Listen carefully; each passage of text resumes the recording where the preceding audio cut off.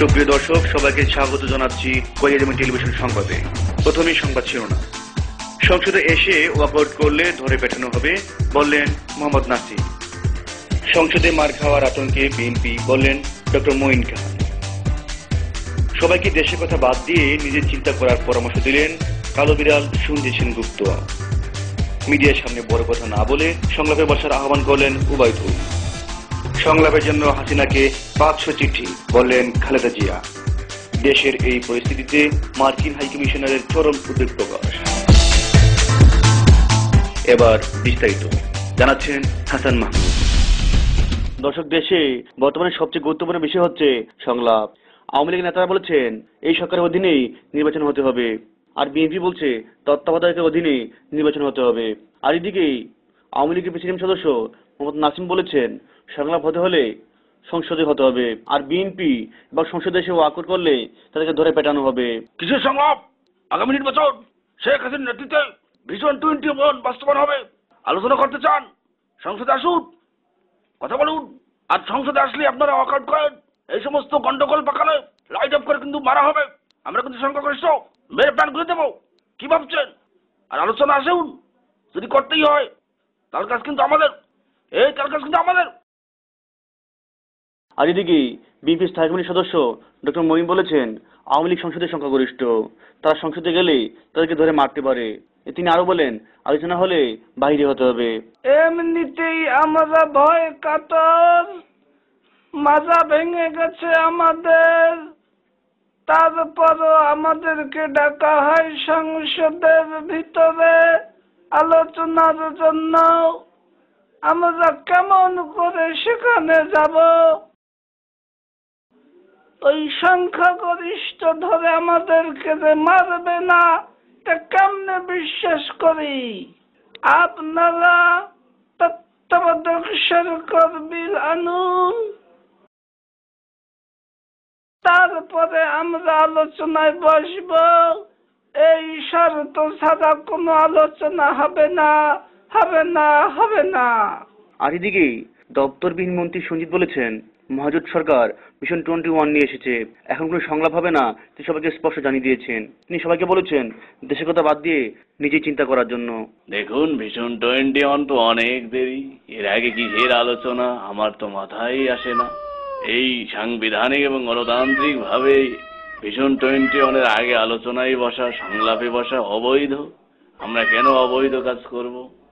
আসুন আমরা বাংলাদেশি সবাই সংবিধান মেনে চলি। শেখ হাসিনা সাংবিধানিক ভাবে এগোচ্ছেন, ওই বিড়াল টিলার খুঁজে লাভ নেই। বিড়াল কালো হোক সাদা হোক সবই বিড়াল। এই সংলাপ টাংলাপ বাদ দিয়ে, দেশের চিন্তা বাদ দিয়ে নিজের চিন্তা করুন, আর কিভাবে নিজের উন্নতি করা যায় সেগুলোই ভাবুন। সংবিধানকে লঙ্ঘন করে এই সমস্ত সংলাপ টাংলাপ করে ফালতু করে কোনোই লাভ নাই। আর এদিকে যোগাযোগ মন্ত্রী উবায়দুল বলেছেন তিনি রাস্তাঘাটের খোঁজখবর নেওয়ার জন্য তাকে যেন কেউ ফাটাকেষ্ট না বলে। তিনি এমনি রাস্তাঘাটের খোঁজখবর নেবেন তিনি স্পষ্ট জানিয়ে দিয়েছেন, এবং তিনি বলেন পদ্মা সেতু অবশ্যই হবে, এবং তা হবে দেশীয় কাঁচামাল দিয়ে। এবং তিনি দুই দলের মধ্যে সংলাপের আহ্বান জানান। আমি লোকজনকে বলবো আমাকে ফাটাকেষ্ট বলবেন না।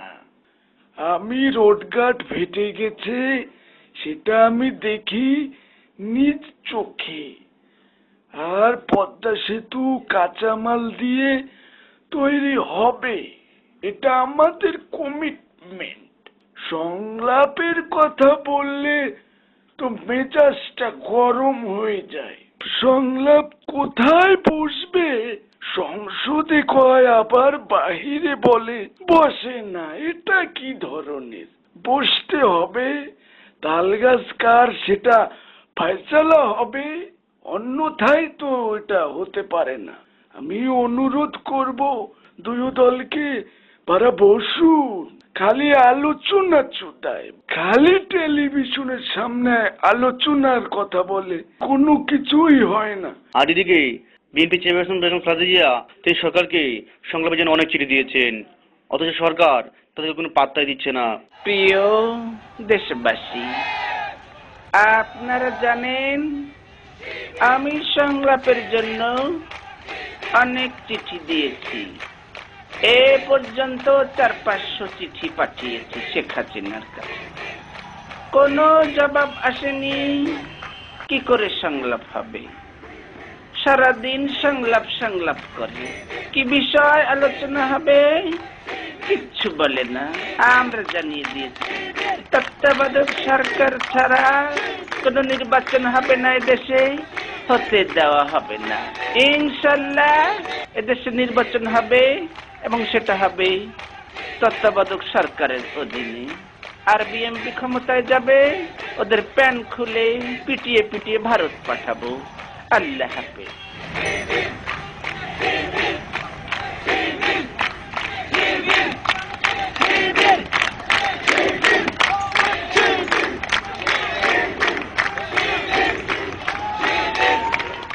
আর এদিকে মার্কিন হাইকমিশনার ড্যান মজিনা বলেন দেশে এখন সংলাপের খুব জরুরি।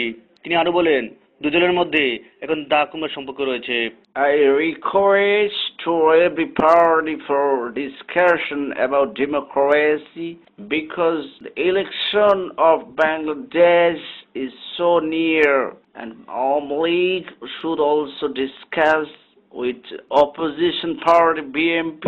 I request to every party of Bangladesh to sit down to discuss about their caretaker government or any rule and regulation increase the economic of Bangladesh.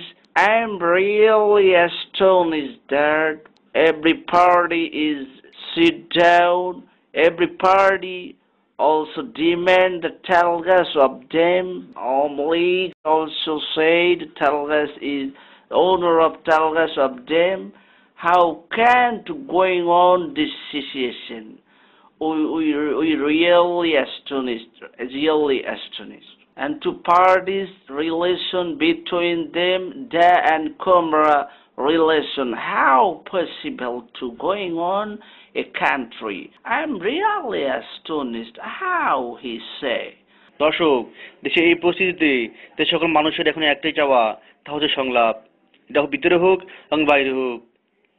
Hasan Mahmud, কয়েকজন টেলিভিশন, ঢাকা। দর্শক, সঙ্গে থাকার জন্য ধন্যবাদ। শেষ করছি আমাদের আজকের সংবাদ। আমাদের পরবর্তী সংবাদ দেখার জন্য আমন্ত্রণ জানিয়ে শেষ করছি। আল্লাহ হাফেজ।